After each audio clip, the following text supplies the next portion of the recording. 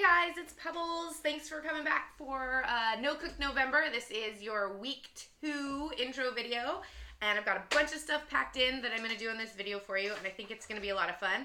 Number 1 is I'm going to show you how to make a hash brown waffle, and these things are some of my favorite. It's crispy, it's delicious, it kind of tastes like junk food. You can dip it in ketchup, you can have it with your breakfast, and it really does not take much effort at all. So I've got 2 of my minions here. This is my Instant Pot. This is my griddler. I love my griddler. It's made by Cuisinart. It comes with a griddle and a grill plate, but then you can also purchase waffle plates for it. But I really, really like this contraption. So I'm going to get this going because it's going to cook while we talk about everything else. So you can see that it really is a pretty passive, no cook. A lot of times if I make these in the morning, I start this and then I go and get ready, like do my hair, take a shower, get dressed, feed the pets, like do a bunch of stuff, and then it just does its thing. So this is preheated on high. These are frozen hash browns, and I'm just going to pour a bunch of them on here. Big chunk in there. Oh, you guys might be getting my cat in the shot here in a second. She's a little interested in what I'm doing. So I'm just scooping potato on here. And you may notice I did not use any oil or any spray at all on this, and that is because you don't need it. It will not stick if you are patient and let it cook. It's impatience that makes waffles stick, not a lack of oil and fat. So that is a really cool thing to know. Put that on there. Oops, some little guys escaped. That's okay. So I just pile them on there. I was maybe, 4 cups, 5 cups. That makes a nice big breakfast waffle for me. And if you're nice and have something to go with it, you might share with somebody, but I generally don't share my hash brown waffles because they're mine. I'm going to put a little garlic powder. I do like salt. I'll put some pepper. And then we're just going to shut this guy.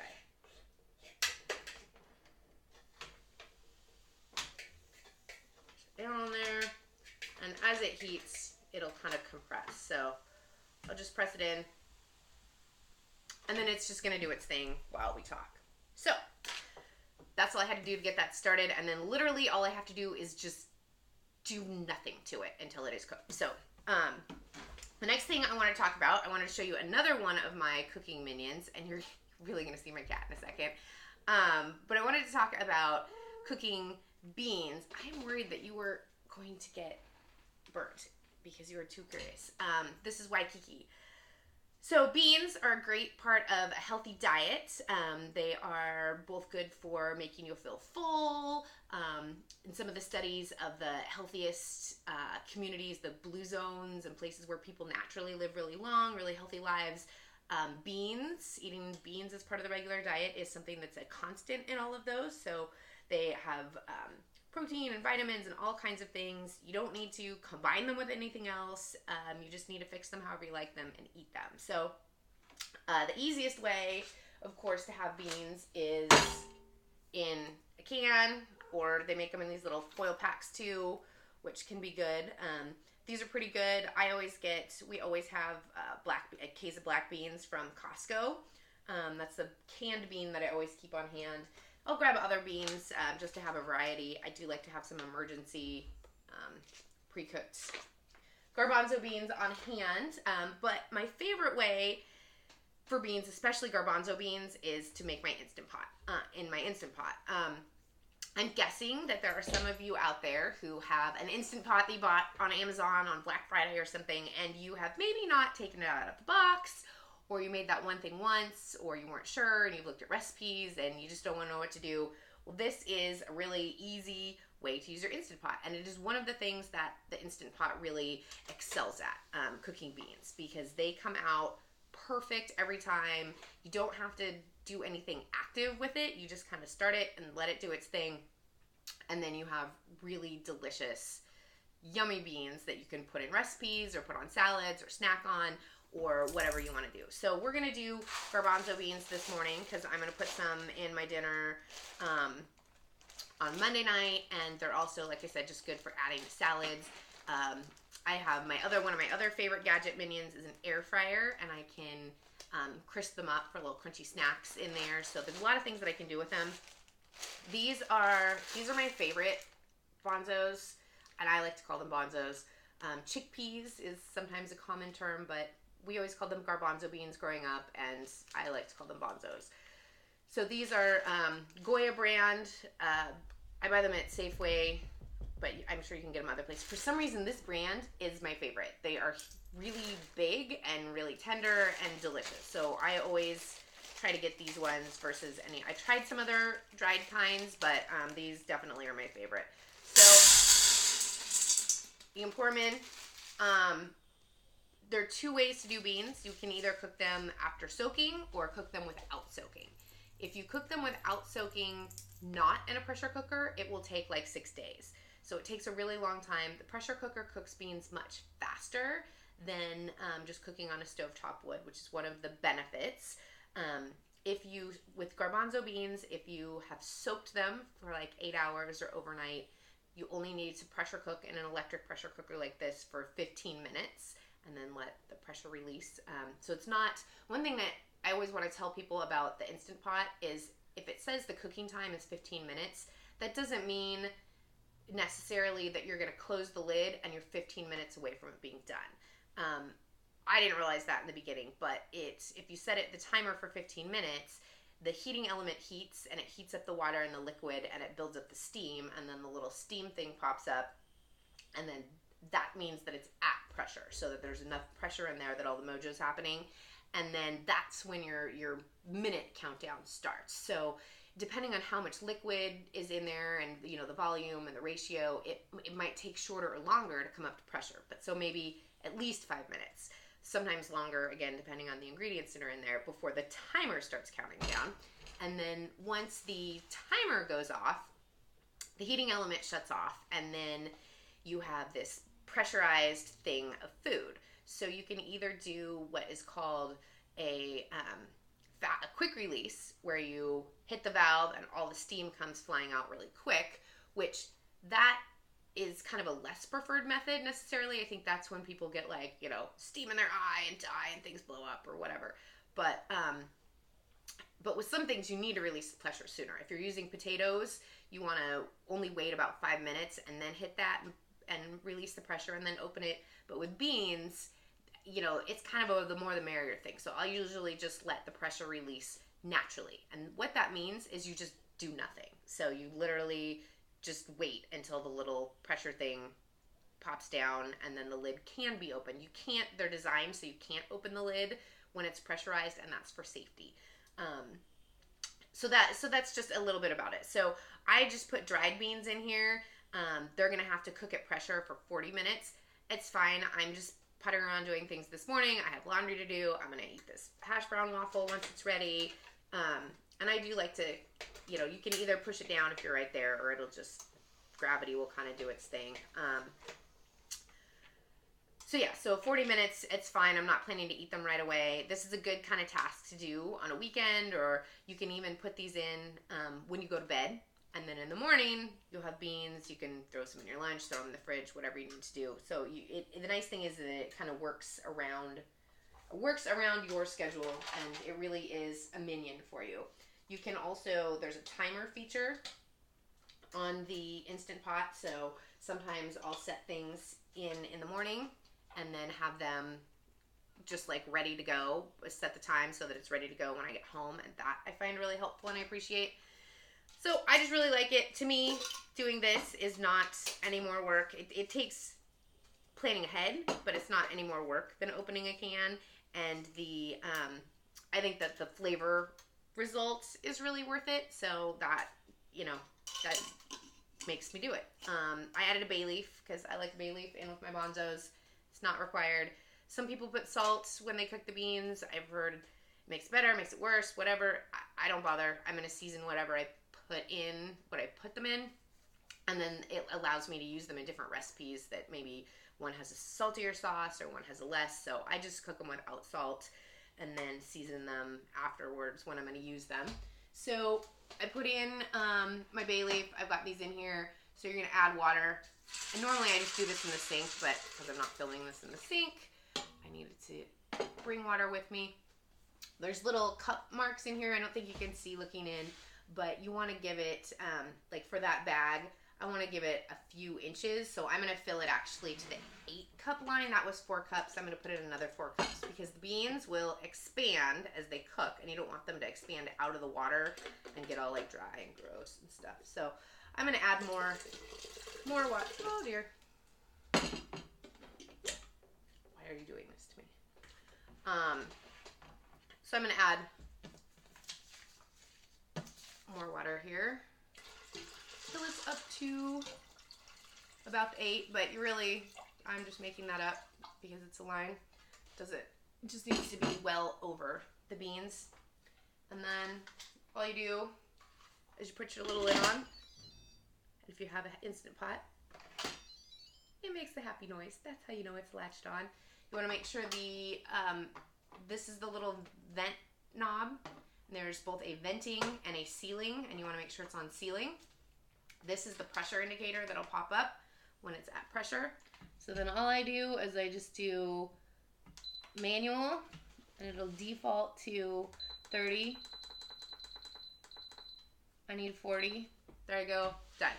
So then I'll just do other stuff until this is ready. So it doesn't, like I said, it really doesn't take any effort, much more than opening a can. And then I have A, lots more beans, which is a good thing, and B, even more delicious beans, which is also a good thing. So this is what 2 of my minions are doing for me this morning. So now let's talk about a week 1 wrap up. So how did week 1 go for you? I'd love to know. Let me know in the course comments or, the video comments, either way. And I'd love to know how it went for you. Went pretty well for me. Day 1, I was on vacation, and, things went pretty well as planned. I had my rare and appropriate breakfast at the restaurant, and then some good, healthy airplane snacks, or, good, better, best. I did good on the way home. And then the rest of the week went pretty well as planned. The positives, I'd say saving time in the kitchen allowed me to spend a little bit more time with my husband. We went out to dinner one night. That was really nice. And I also had some projects that I needed to work on at home that the lack of time in the kitchen gave me more time to work on those. So I really felt the benefit of No Cook November.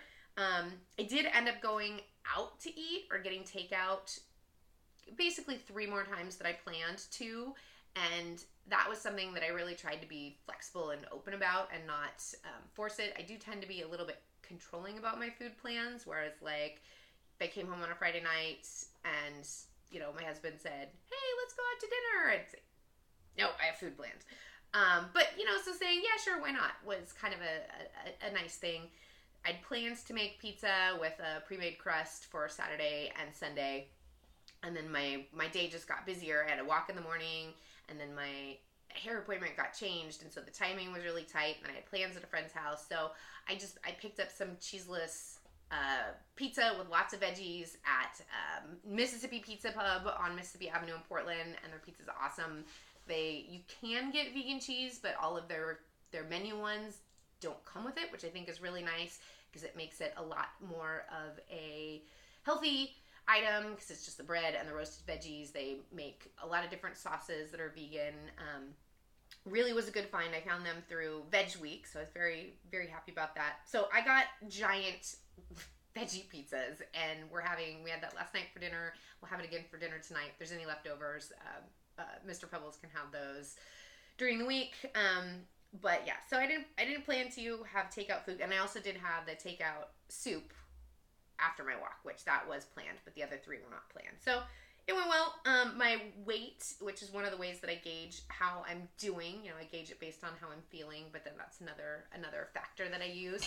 My weight is within my current maintenance range, so somewhere between 142 and 148. So that tells me that my eating is on track for the week. even with those eating out. So that makes me happy. So let's talk about next week. Week 2 is coming up. Sunday is usually the day that I finalize my planning and I do my grocery shopping. I know people have different schedules and different ways that I like to do it, but that's been my habit for a long time. Sometimes it changes a little bit, but today is my planning and shopping day. Today's Sunday. After I eat my waffle, I'm gonna finish getting ready and go run my errands. But I wanted to start with my flavor checklist that we looked at last week. I did pour water all over it, but and can kind of check off some of my flavors. So I definitely will have had pizza twice. What did I have? Oh, I think the veggie grill counted as comfort. Asian had that stir fry. Did only have that once so far. Had some takeout Thai. My stuff at Sweet Lemon was pretty Thai. I think that's it so far. Yeah, so that was pretty good. And then for this upcoming week, the flavors that I am drawn to are Indian. We're going to do Indian food on Monday and Tuesday. So I'll make Monday, and then we'll have leftovers Tuesday. I'm going to do my favorite spiced mashed potato recipe from the Vegan Risha, and I'll share that information with you, of course. And then I'm going to show you, I'll do a video showing how to make kind of a slacker blender sog spinach curry sauce. You can do it on tofu or potatoes, and I'm going to use bonzos. So I'm going to make a sauce in my blender, just like making a green smoothie, but it's going to be a savory thing.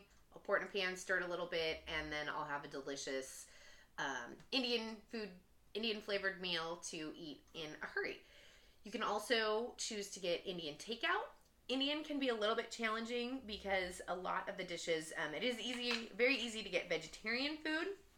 When it comes to Indian food, you have to be a little bit careful because a lot of things can have butter or ghee is what it's clarified butter in it, and so that can, you got to watch out for that and make sure you ask. There's certain dishes that usually don't have that in there. Some dishes can also be kind of oily. My best go-to, usually I'd say, is either like rice and like a lentil dal. Make sure it doesn't have any butter in it. Or I really like the masala dosa. And I know there's a place by us here where they've been very accommodating. And if I ask for that with no oil, they will cook so it's like a crepe kind of thing made from chickpeas, and then inside is like spiced potato stuff, and they'll make it without oil for me. And I've made the dosas at home too, and you can totally make them without oil. And so I think just asking the place and talking, but that's my favorite thing to get is a masala dosa if I'm getting takeout and I want it to be healthy. Now we're lucky here in Portland and we have a couple of vegan Indian restaurants, one I've been to and one I haven't, and so you can get like chickenless tikka masala and some other things like that are maybe less on the healthy scale, but very delicious. So, but that's my plan. There's some pre-bought things you can get, but you have to just figure out what works for you. So, but I'll show you my fast, easy go-to favorite Indian meal. And then pasta, we're gonna do Italian pasta on Wednesday night, and I'm going to do it again. I'm going to show you a little video on how to do it in your Instant Pot. So, the basics of making pasta, I mean, I think that's already kind of counts as no cook. Basically, you just have to boil water, pour in some sauce, make it work. But I want to show you how to do it in the Instant Pot because you can just throw everything in there and set it, and then it just comes out, which is kind of fun and cool. So we'll do an Instant Pot pasta on Wednesday night. There are also places that you can get takeout of pasta and then like a marinara sauce. Most places, a marinara sauce, you want to ask to make sure it doesn't have any butter or things like that or cheese in it.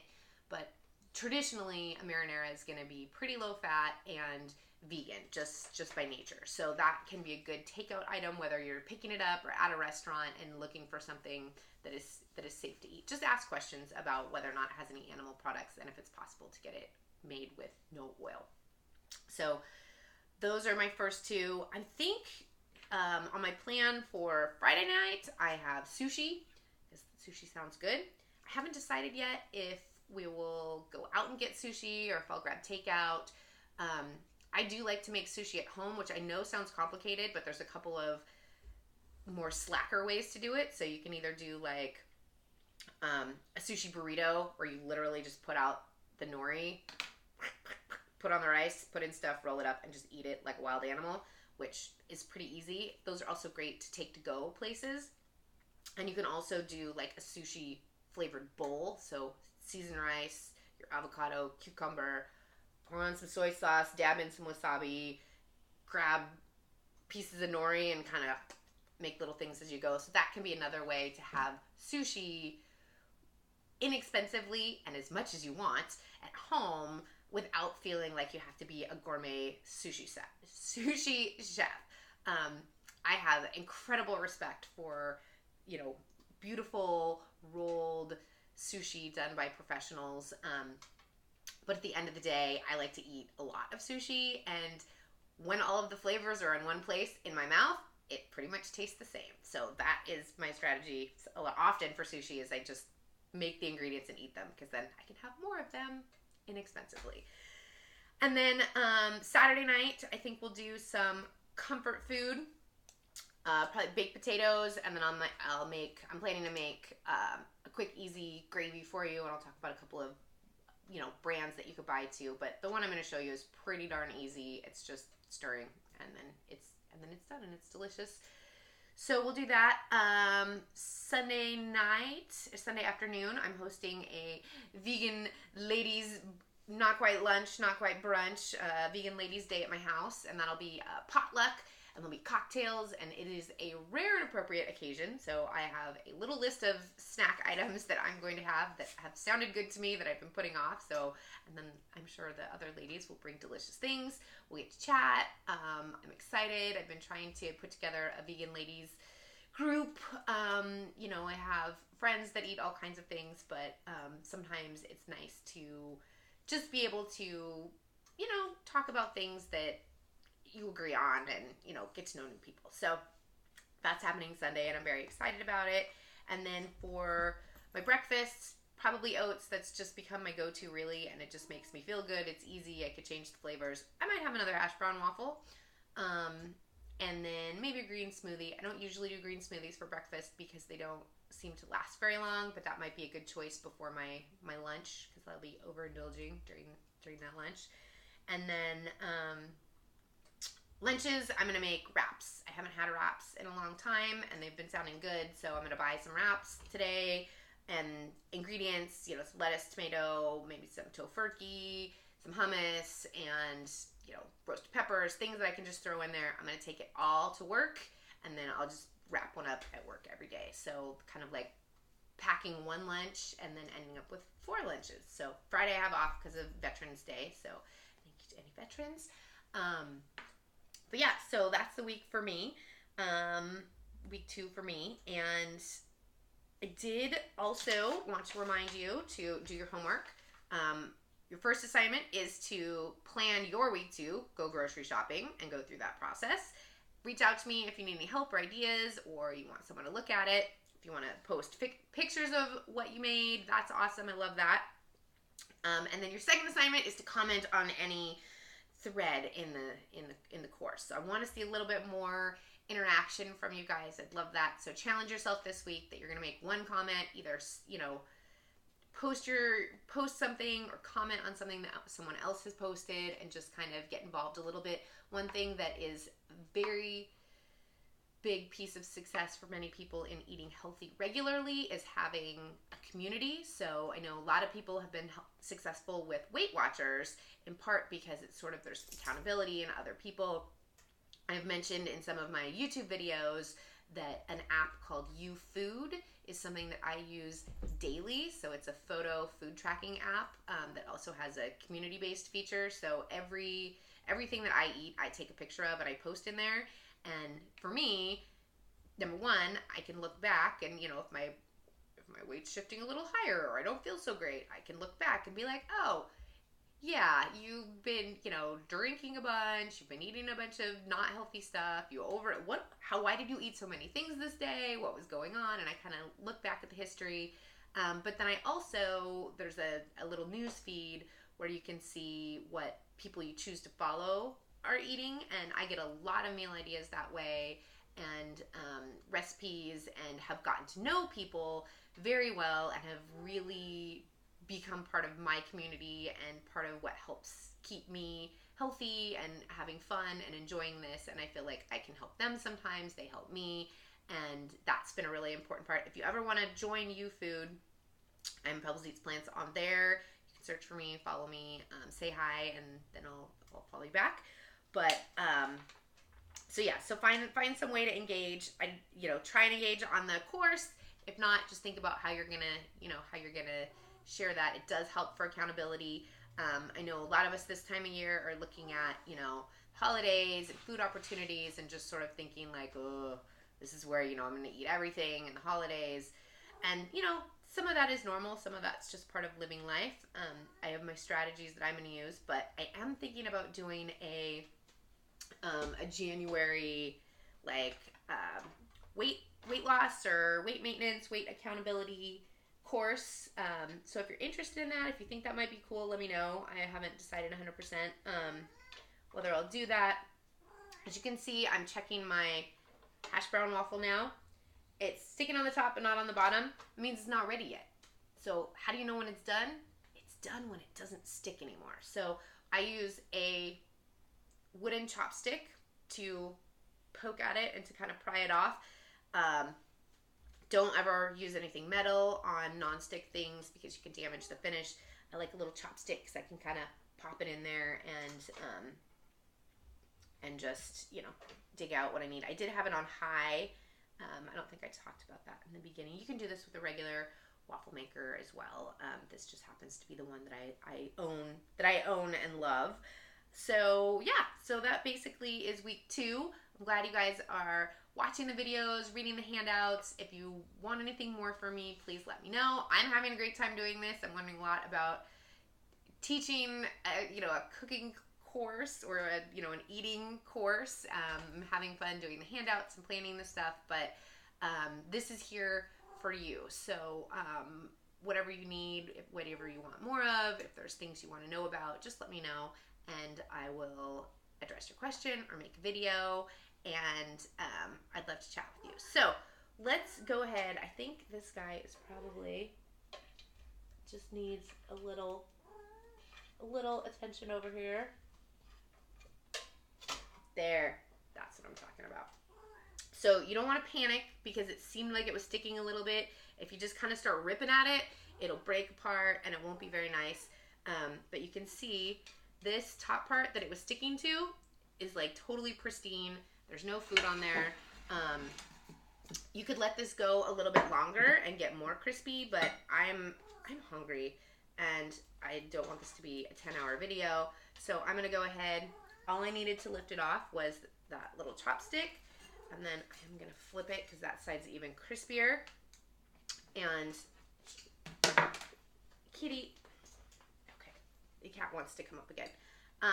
So look at that. It's super crispy. It's going to be delicious. All I'm going to do is turn this off, let it cool down, and then I can literally just brush the crunchies off. So this is a totally oil-free, crispy, delicious hash brown waffle that that I'm going to go get ketchup for, and I'm going to eat for my breakfast. So I'm going to go do this, and you guys have a good day and have a good week, and let me know what I can do to help support you in eating healthy, plant-based meals with minimal effort. Thanks, guys.